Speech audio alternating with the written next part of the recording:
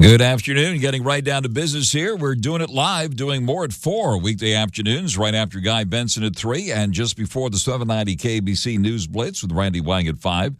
Stay tuned tonight at 6 for the Just Help One radio show and podcast presented by the Union Rescue Mission. I'll be back on the air at 6 this evening, and every Thursday evening at 6, with Mark Hood, the CEO of the Union Rescue Mission, Richard Newcomb, Vice President of Philanthropy, and other special guests will be joining us in the 6 o'clock hour this evening. Right now, it's Mottek On Money, the voice of business news here in Los Angeles, live on the air on 790 KBC, streaming live online worldwide at kbc.com, and you're on demand.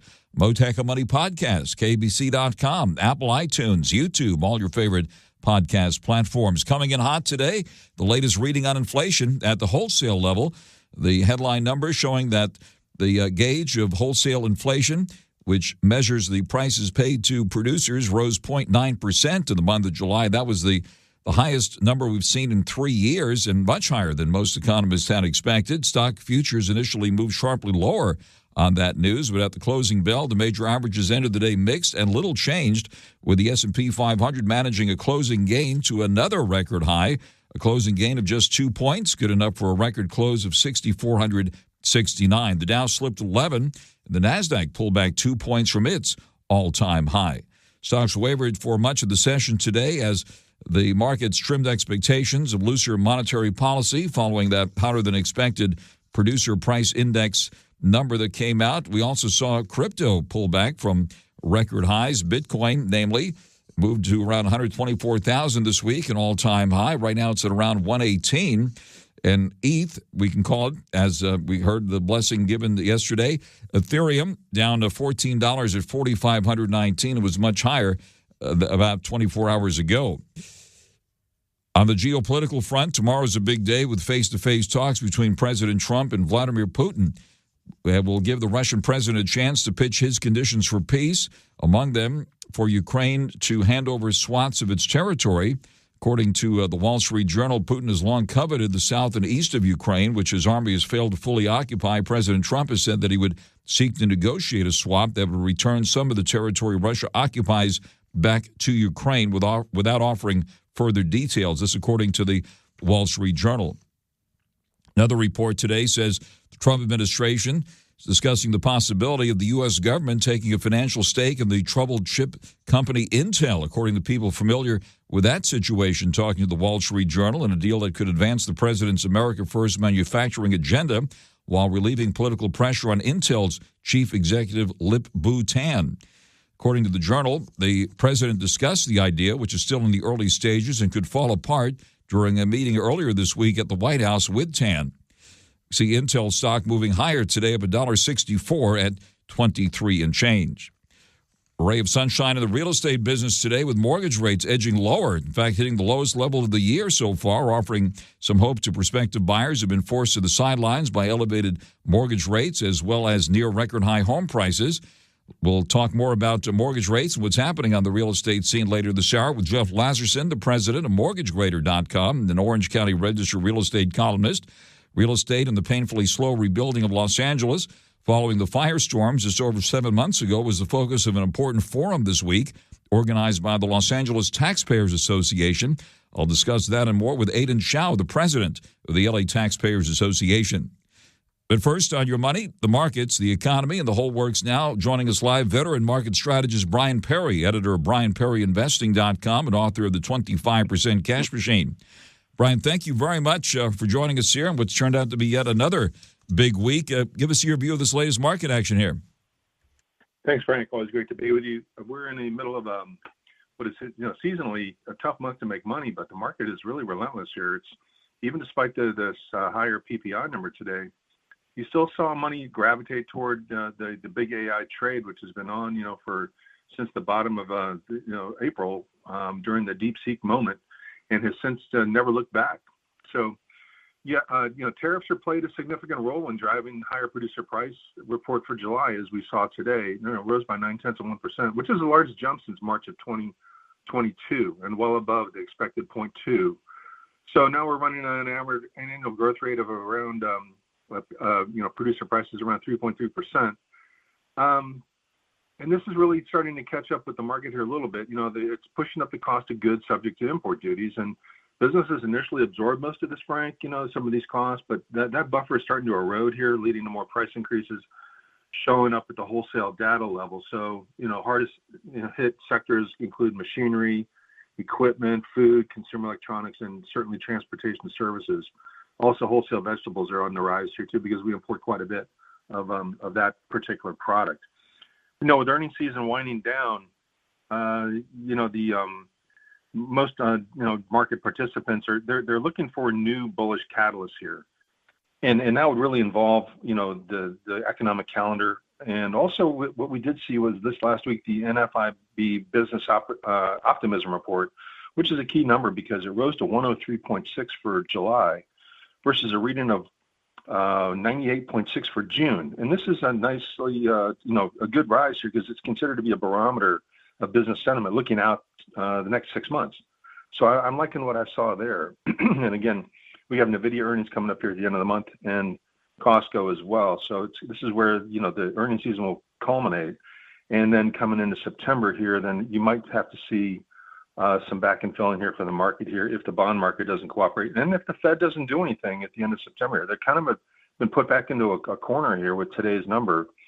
So we'll have to see what the employment numbers look like here in about a week and a half to see if, in fact, that does fortify the decision to drop rates by a quarter point. Earnings season has been, Roman candles on the way up and trapdoors for those that don't make their numbers or just certainly guide lower, like Applied Materials today, which is the biggest name in the chip equipment sector, dropping 15% after the close here. So the AI trade that's is getting more concentrated, Frank, and that's it's NVIDIA. It is the Mag 7 here, NVIDIA, Apple, Broadcom, Meta, Amazon, Google, Microsoft, but also includes Oracle, Nebius, Palantir, Micron, and lately Western Digital. We've seen also some heavy selling here in the recent IPOs like CoreWeave.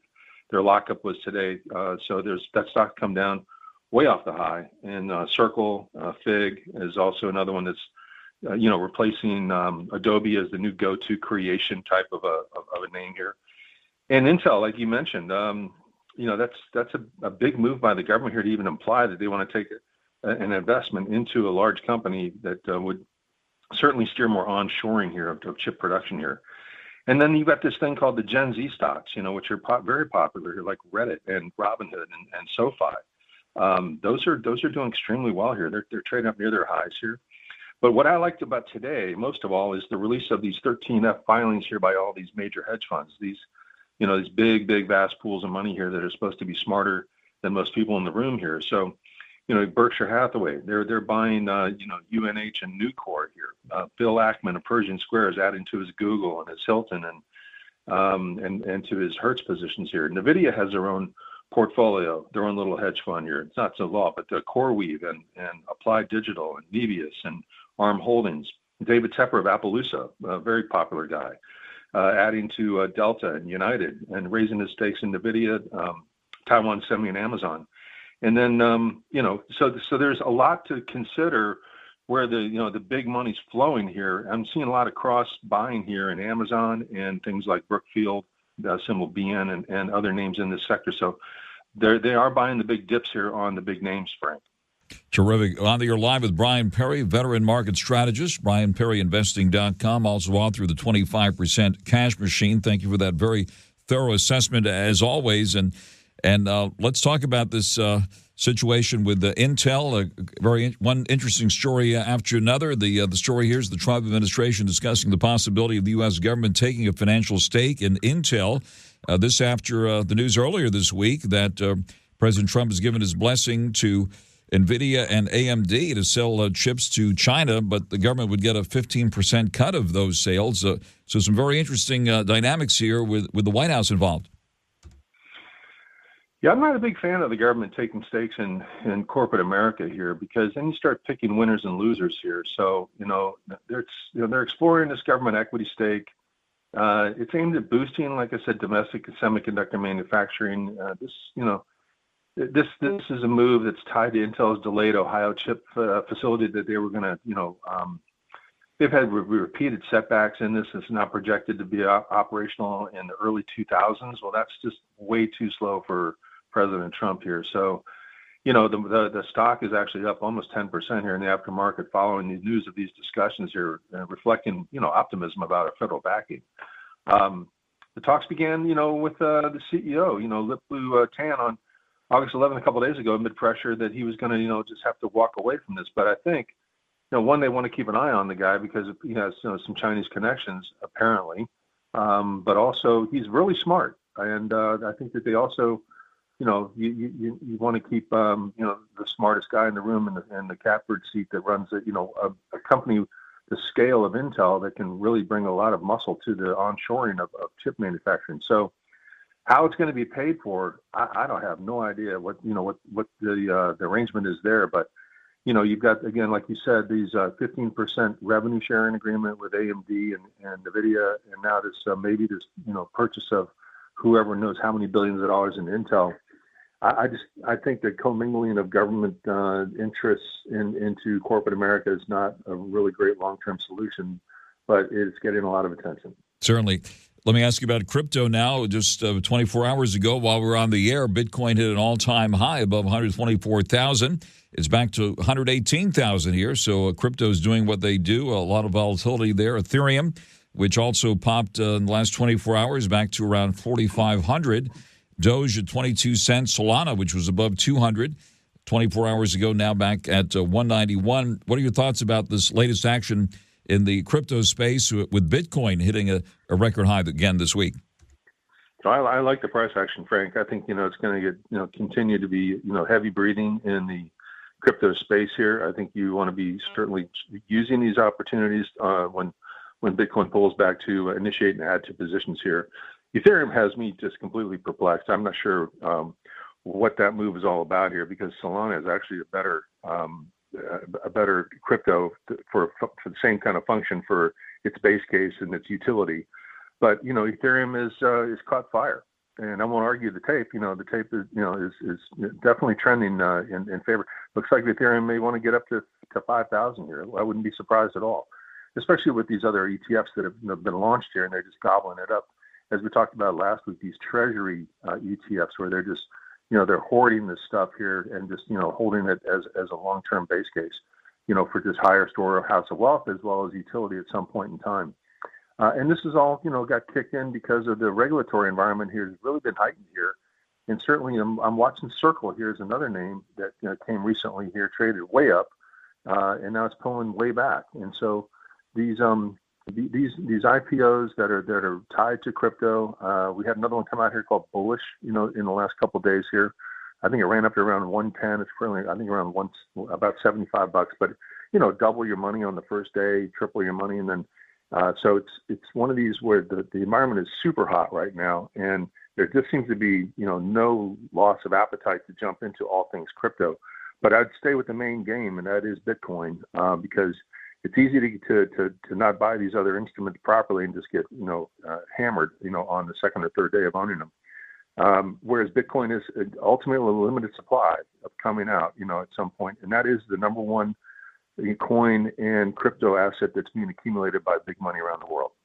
On there live with Brian Perry and Bullish, which just came out yesterday, believe it or not, and its IPO day had that big pop up, another $6.63 today. It's $74.63 at the close, another pop of about 10%. Bullish, BLSH, the ticker symbol on that one. That's the crypto exchange operator, also parent company of CoinDesk, and Circle Internet Group. You mentioned pulling back today nearly $14 at 139.23. Interesting to see that big pickup in IPO activity as well as merger activity. Anything else on the horizon? Not right away that I can tell. I think, we're going to see a slew of IPOs, I think, after Labor Day. Perplexity would be the biggest one out there if they don't get just bought up beforehand as a unicorn here. I mean, this is one where a lot of rumors around Apple maybe looking at buying Perplexity, just outright. And basically scoring their AI, generative AI, platform, and jumping right to the front of the line here, up against all the big names, whether it's, OpenAI, Gemini and or Copilot. So that's probably the next big thing that's probably going to come our way. And beyond that, no, it's really a lot of, you saw there was a Miami exchange that came out today too, which is a new player in the crypto space as well. Again, I own Coinbase. That's the one I've been sticking with and buying on any pullbacks here. I think that, Brian Armstrong to me is, the kind of the brightest guy in the space right now, and they have the biggest platform, the most trusted platform.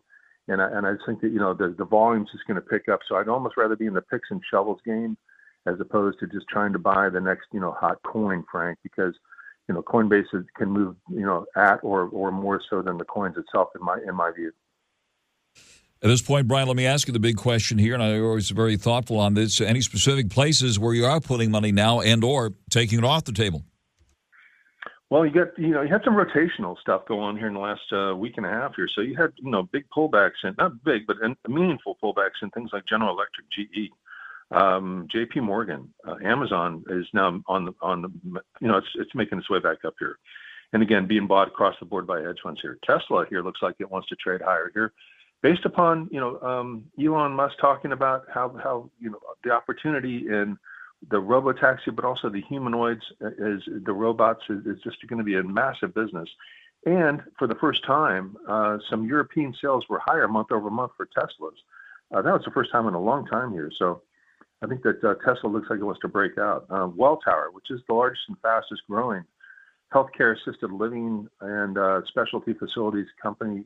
It's a big REIT, WELL, for people that want something that's, a non-tech related hot growth name. 34% sales growth this year. That's big. Again, Coinbase here, we've been buying in the low 300s here. And also wheat and precious metals here. The gold has been trading sideways, just chopping a lot of wood here, and silver. But, Wheaton had just fantastic numbers. And they're not just gold, but also silver and cobalt and other materials, platinum and things like that, palladium. I think that Wheaton WPM is a beautiful looking chart. It looks like it wants to trade considerably higher. Coming off, boy, looking at Kava, just taking on the chin, and other types of restaurant names here. The food and tariffs are starting to come in because they're heavy users of vegetables, and just the inflation is hitting those. And the price points for some of these things, Frank, are $15 to $20 per serving. And I think that's starting to eat into people's budgets here, based upon the fact that inflation, it's ticking higher and slower, but it's still up 20 some odd percent from 4 years ago. So.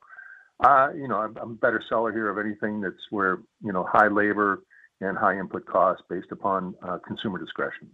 Very interesting. What about this Bitmine Immersion Technologies that has a connection with Ethereum that's also been getting attention? BMNR, the ticker symbol on that one down $1.18 today to 60.45. Well, we talked about that last week in the low 40s, and I thought it was a good buy down there. It looked like it was really, washed out, and because it ran up to $160 initially and pulled all the way back to I'm going to say 37, 38, and noted that this looks like because Ethereum had not come down much, but this had gotten really beat up, and it was trading. They own something like 900,000 Ethereum or something like that, almost 1 million coins. And so trading, within its net asset value, it looked pretty good. Now it's made a 50% move in the last week here. So I think the stock can back and fill to maybe there's a gap there around 50. And I would tell people to take a hard look at that, because this does trade like water, 70 million shares a day. And so that to me it's an exciting place to play Ethereum from a trading standpoint. It's a tactical trade. It's not. I don't think it's a long-term investment. All right, what about Strategy, or formerly known as MicroStrategy, Michael Saylor's firm? That one's also getting a lot of attention. Very much so, and that's the one I do own for full disclosure for managed accounts. I do like the fact that this is a treasury play on Bitcoin here, and this has a really long-term base on it here. This has been trading in a range here for about 10 months. Currently pulled back from 450 to 373 today. I think this is a great buy. It's putting in a double bottom higher low, and it looks like it wants to trade right off this 200-day moving average here. And I think the next move higher is going to be 500 or higher, and to new highs. The old high is 543.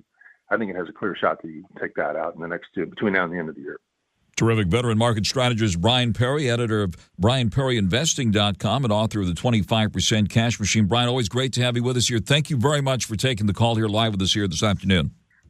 It's always great, Frank. Thank you very much. Thank you. And out to the freeways now, 790 KABC. Mottek On Money continues, 790 KABC. Good afternoon. 790 KABC welcomes comedian Louis Black coming to the Orpheum Theater on August 23rd. Tickets are on sale now at Ticketmaster.com. Right now, caller 9 wins at 1-888-795-2222. You can get a pair of tickets to the show if you're caller number 9. Call right now, 1-888-790-5222. The tickets furnished by Live Nation. Mixed finish for the stock market today, with the S&P 500 turning out to be a winner, up 2 points to a record high close at 6,469. The NASDAQ, which started the day at a record high, pulled back 2 points at 21,711, and the Dow slipping 11 to 44,911. Markets buffeted by the latest reading on inflation at the wholesale level, coming in hotter than most analysts expected, rising by 0.9% in the month of July. The yield on the 10-year note, which impacts fixed-rate mortgage rates, moved back to 4.29%. And we'll be talking more about mortgage rates and real estate coming up in the next half hour. Price of gold hovering at $3,379 and change. Oil down 2 cents at $63.94 a barrel. The volatility index moving higher today by 2%. Shares of Bullish, which had its IPO day yesterday and got a big pop, up another 10% today, up more than $6 at $74.63. NVIDIA up 43 cents at $182 and change. Apple down 55 cents at $232.78. Intel up $1.64 at $23.86. And taking a look at the cryptos here now, we see a Bitcoin hovering at around 118,000. Pulling back from the record high achieved in the last 24 hours, which was above 124,000. Ethereum at 4,519. Solana back to 191. And Doge at the moment at 22 cents. And now the latest news on 790 KBC. I am Michael Rosenbaum. I am Tom Welling. Welcome to Talkville, where it's fun to talk about Smallville. We're going to be talking to sometimes guest stars. Are you liking the direction Lois is going in? Yeah, because I'm getting more screen time. It's good. But mostly it's just me and Tom remembering. I think we all feel like there was a scene missing here. You got me, Tom. Let's revisit it. Let's look at it. See what we remember. See what we remember. I had never been around anything like that before. I mean, it was so fun. Talkville. Talkville. I just had a flashback. Follow and listen on your favorite platform. Let's get into it. Welcome to NFL Flag. Are you ready? Yeah! Are you ready? Yeah! No matter who you are, lace up your cleats, smear on your eye black, step out on the field and chase something. Chase a goal. Let's get it! Chase the big time. Get that, ladies! Chase rings. Chase gold medals. Chase all of it. It's all up for grabs now. NFL Flag. Chase something. Visit NFLflag.com to find a league and start the chase today. Mottek On Money continues, 790 KBC. Good afternoon. Real estate and the painfully slow rebuilding of Los Angeles following the firestorm just over 7 months ago was the focus of an important forum this week organized by the LA Taxpayers Association, which is also keeping an eye on ULA, that so-called mansion tax, which has not only impacted residential real estate, but commercial real estate here in this area as well. They're following all things taxes here for you in the Los Angeles area. And joining us live now is the founder and chairman of the LA Taxpayers Association, AIDAN CHAO. AIDAN, thank you very much for taking the call here this afternoon. Thank you, Frank, for having me on. It's a pleasure. Wonderful to have you with us. What is top of mind there these days at the Los Angeles Taxpayers Association? Well, we just finished hosting this wonderful forum with the industry leaders of commercial, multifamily, and industrial real estate here in LA and Bel Air. We had CBRE President Lou Horn. We had Althea DiPietro, President and Chair of BOMA, Phil Tate, Vice President of Kilroy Realty, who's dealing with government affairs. And we also had Fred Leeds, who owns over 5,400 affordable housing units, all discussing the future and the current state of real estate, which was absolutely insightful for our members. That's wonderful, and it was an honor to be there with you for that important discussion. And we heard some optimism in the face of quite a big challenge. And for example, in the downtown Los Angeles area, Lou Horn indicated that things had likely bottomed out as far as commercial real estate is concerned, and a lot of talk about maybe converting some office space to residential as well. What were some of the other big takeaways from that discussion? I mean, a huge takeaway for us was the process of rebuilding from the Palisades and Eaton fires. Steadfast LA, a fantastic group led by Rick Caruso, is at the forefront of simplifying permitting through AI, which Lou discussed as well. Fred Leeds discussed the damage that was caused in the Palisades and the slow process of rebuilding that we see currently. However, we are optimistic that we can get on our way before the 2028 Olympics. What needs to happen, though, is a smoothening of the regulatory process, getting rid of ULA, some of that red tape that's still there, as well as blocking predatory bills such as SB 9 and SB 549, which would split lots, which would allow for these affordable housing units built on these old properties that were devastated by the fires, what we would call a land grab. Some of that was what we discussed. However, the mood overall was optimistic because LA has been through troubles before, and LA can resurrect itself in the areas that were devastated. Once again, we've seen it, and this is something that groups like Steadfast, groups like LA County Taxpayers Association, individuals like Rick Caruso have been enormously helpful with.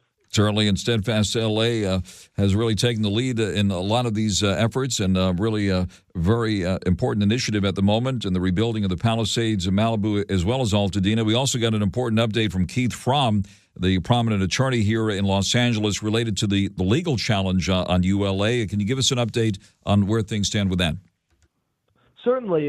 The challenge against ULA, that lawsuit, is currently in the appellate system. It's in the appellate courts.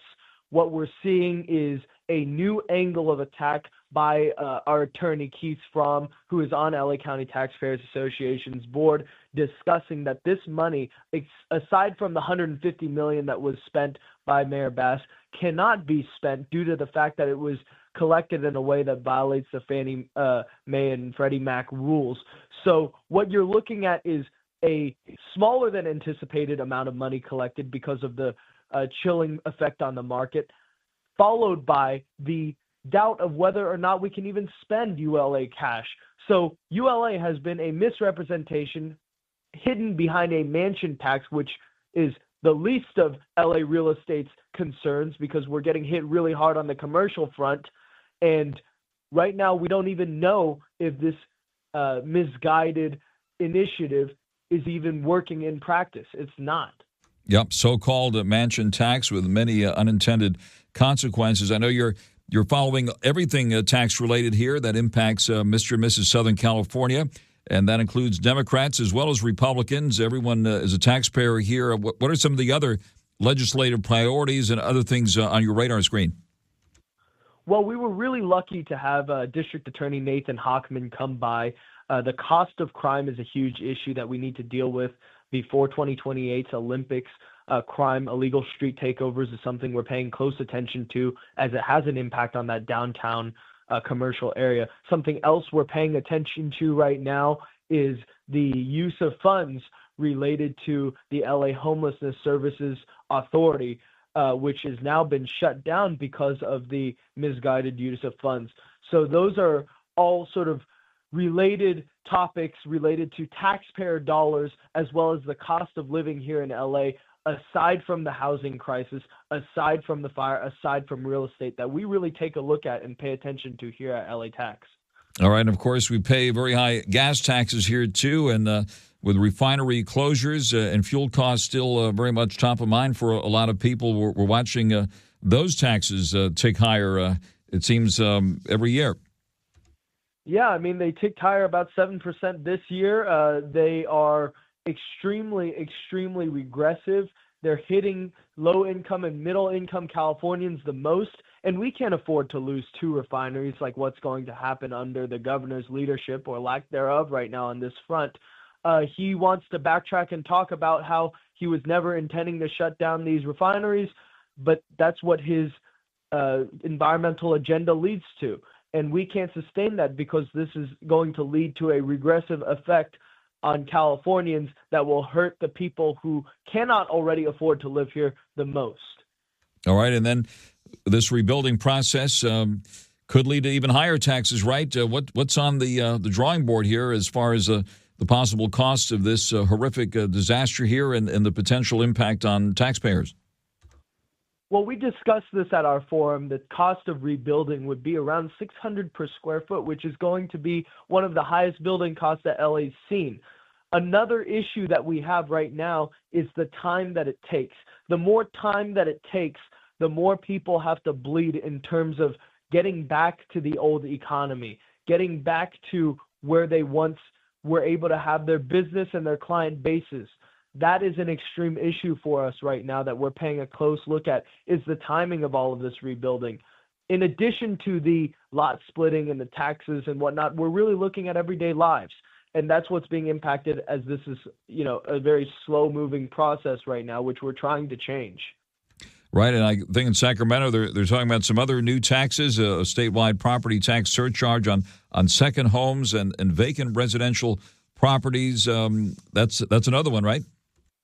Correct, and we actually are making some progress on the vacancy tax, and at least with commercial, we just beat AB 789, I believe is the number, which is a vacancy tax on every square foot of commercial real estate property, which was able to be defeated in Sacramento. What we're looking at right now is making sure that doesn't happen to our residents. All right, for anyone that wants to join your efforts and join the LA Taxpayers Association, Aidan, what's the best way to do that? Yes, please join us at la-tax.org. Go there, contact us, contribute. We really appreciate the support from taxpayers like you. You are who we represent. Taxpayers include everybody. Wonderful, Aidan. Well, you're doing an amazing job there with a very esteemed board, and we wish you all the best and look forward to your updates. That is AIDAN CHAO, the founding chairman of the Los Angeles Taxpayers Association at la-tax.org. Aidan, thank you very much for joining us live here this afternoon. It's a pleasure, Frank. Thank you so much for having me, and thank you for emceeing the other night. Wonderful to have you with us here, and thank you for that. And out to the freeways now, 790 KABC. YouTube personality Benny Johnson has cracked the code on a new era of newsmaking. Very controversial, very strong opinions. A person who speaks truth fearlessly, breaking for nobody. It's a new cultural landscape. We're not trying to politicize this. People are primed now, and forgive me, dude, it is what it is. Here's what's going on in your country, bro. The Benny Show. Get ready if this is something that you needed to put a little pep in your step. No? Yeah? Okay. Follow and listen on your favorite platform.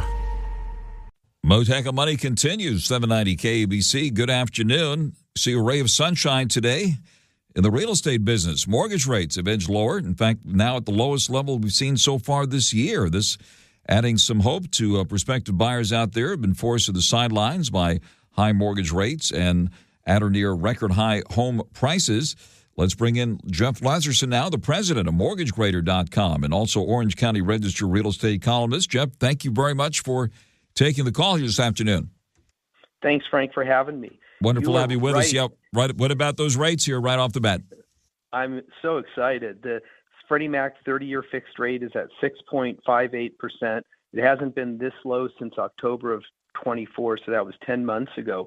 Now, locally, rates are a lot better than the Freddie Mac rate because the California loan sizes are a lot larger, and so the lenders make more money on them, so they can drop the rates more. So 5.99% at one point cost up to $806,500. So under 6% now for a 30-year fixed.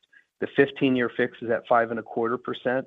And then the high balance loan, that's anything from $806,501 to $1,209,750 in LA and Orange County. The 30 years at 6 3/8%.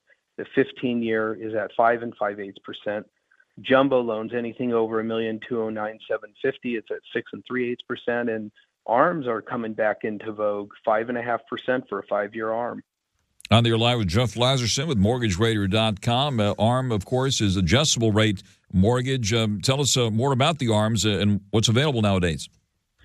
Well, there's a lot of banks out there that they're baiting their clients, their customers to bring large deposits in. They're giving them just different benefits for it, and so they have the money to loan out on these ARM products. So a lot of the banks are doing really aggressive things for adjustable loans. It's usually the jumbo size loan. It's not going to be for a conforming loan. They're doing 5.5, 5 3/4 right in there, and the more money you bring over, the better rate that they're going to give you too. So it's really a hot ticket. The other hot ticket out there right now is the refis in general. The Mortgage Bankers Association, the refi index spiked 23% this week compared to last week with this rate drop. and loan applications in general increased 10.9%. So it was a really, really good day for the mortgage market. That is very interesting. I did see that report, and I know you tell it like it is. When you're not busy, you tell us, and when you are busy, you tell us. How is business looking here in the Los Angeles area nowadays? It's mixed. It's it's like a shotgun approach. There's some refis, there's some purchases, there's some second mortgages. Right now, I would tell anybody, if your rate is over 6.75%, you should be calling your lender to do a refinance, because you could save a whole lot of money doing that. But above all, it's still really good. I mean, it's not really, really good, but it's pretty good right now. But it was slow, and it gets busy, it gets choppy, and so here we are. All right. And tell us about how things are going these days as far as doing a refinance deal or getting a mortgage. Obviously, we have new sheriffs in town. As far as regulations are concerned, how tough or how easy is it to get a mortgage nowadays? It's pretty easy, Frank. There's all kinds of ways to calculate income. I mean, there's use your imagination. There's a million ways to do it. And I'm not talking about fraudulently. I'm talking about above board. It's just not hard at all. And if you have bad credit, there's so many tools out there to help you improve your credit to be able to refinance or purchase. So there's a lot of things out there for consumers that can help them buy and refinance. One thing I wanted to bring up to you, Frank, there's a study called TrueWorks, a company called TrueWorks. A survey of 1,000 consumers came out, people that bought between 18 and 24 months ago, younger buyers making risky financial bets on their ability to refi later. In other words, they're buying the house and betting and hoping and praying that they're going to be able to refinance the loan later. 64% of the Gen Zers and 65% of the millennials thought it was important to their financial health to refi. 25% thought the ability to refi was extremely important to their economic well-being. So I would tell anybody, don't get ahead of your skis out there. If you don't think you can afford it now, don't count on a refi, because it may or may not come. That's a very important point, so thanks for sharing that with us. So what's the outlook for home prices here in the Los Angeles area?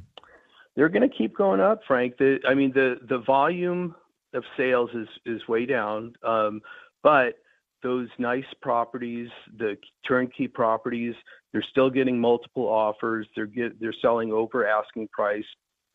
I've had a few clients in the last couple of weeks that were in multiple bidding situations, and so prices are just going up. Now, the condo market is getting really soft. That's the one place that I would stay away from now. The association fees are really high. They're $500, $600, $700. There was one I talked to a realtor the other day, $1,000 association fee just for a basic condo. So, and then of course the insurance costs are more for the condos and the maintenance. So I would be careful on a condo right now. If you can get into a single family, you're better off. Mm-hmm. Are there some bargains out there as far as condos go for those that want to deal with that? Yeah, there are. I mean, unfortunately, with the price and affordability problems, some people just don't have a choice between a house and a condo. You might be able to get a condo, might be able to get in for $500,000, $600,000, $700,000, whereas a single family in the Southern California area, it's going to be a lot more. A lot of them are closer to $1 million. So if you don't have the income to buy a single family, you should buy a condo. Don't keep on renting, because family wealth and generational wealth never happen when you're renting. It always happens when you buy, and eventually the property appreciates, and it's a forced savings account when you pay your mortgage every month. So that's the way to go. All right, Jeff, thank you very much for joining us live here. Jeff LAZERSON, the president of MortgageGrader.com, also OC Register real estate columnist, live with us here on Mottek On Money on 790 KBC. Stay tuned now for the 790 KBC News Blitz with Randy Wang at 5, and I'll be back at 6 for the Just Help One radio show and podcast with the CEO of the Union Rescue Mission, Mark Hood. Also, Vice President Richard Newcomb will be joining us in the 6 o'clock hour right here on 790 KBC. I'm Paula Pan. I help people make the smartest money decisions possible because let's face it, money's too important to wing it. What you'll hear is a couple money geeks sitting and talking about this stuff that we're so passionate about. You name it, anything that's on your mind, retirement, debt, student loans, saving for college. It's a personal finance journey. It is a wide-ranging squirrel conversation about the topic of personal finance and good financial planning. Super fun. Afford anything. Follow and listen on your favorite platform.